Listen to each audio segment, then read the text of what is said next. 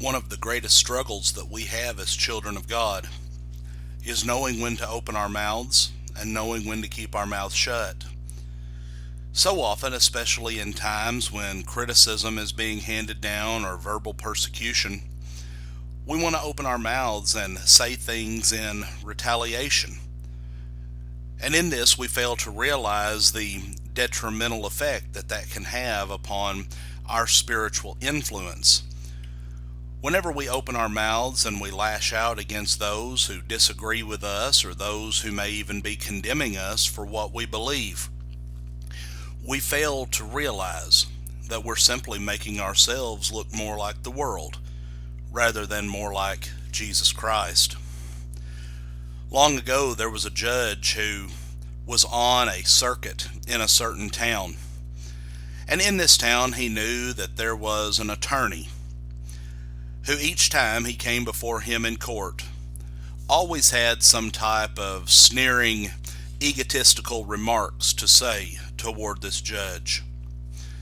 Well, after one of these occasions in court, the judge was out eating supper with some friends one night, and these friends asked this judge why he continues to put up with the words of this conceited attorney.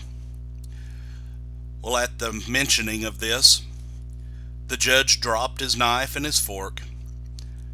He put his hands in his chin, put his elbows on the table, and he gave emphasis to a story. He says, up in our town, there is a widow who has a dog, and whenever the moon shines, the dog goes out and barks at the moon all night long. At this point, he picked up his knife and his fork, and he began to eat again. Well, after a few moments, one of his friends asked him, said, well, what's the point of the story?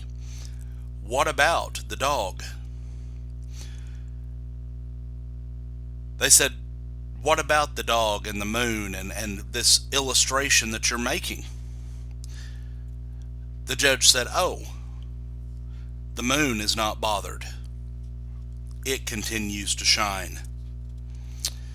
Yes, friends, one of the hardest things for a Christian to do is to keep shining for Christ when we're being barked at by our persecutors.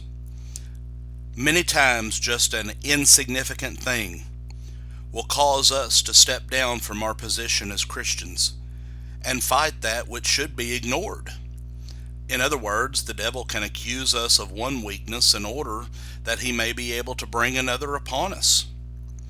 The best way to fight our enemies is to be like the moon and continue to shine. Surely Paul had this in mind when he authorized the following in Romans 12, verses 20 and 21. He says, therefore, if thine enemy hunger, feed him. If he thirst, give him drink. For in doing so, thou shalt heap coals of fire upon his head. We sometimes say that a lie travels faster than the truth. And friends, I believe this to be a fact.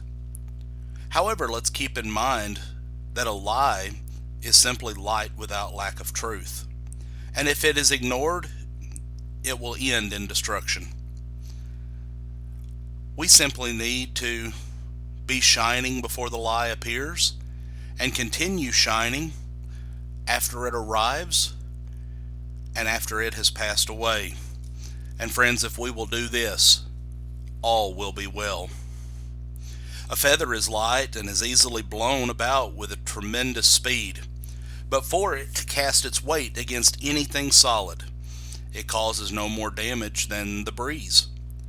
Falsehoods are just that harmless if we remain firm and continue to shine our light. No doubt, but what the enemies of Christ desired him to answer their questions in a mean and sinful way, but they were disappointed. He was the light of the world and couldn't afford to give up this glory. This is why Jesus said to let your light so shine before men that they may see our good works and glorify our Father which is in heaven. Thank you for joining us today. Have a blessed day.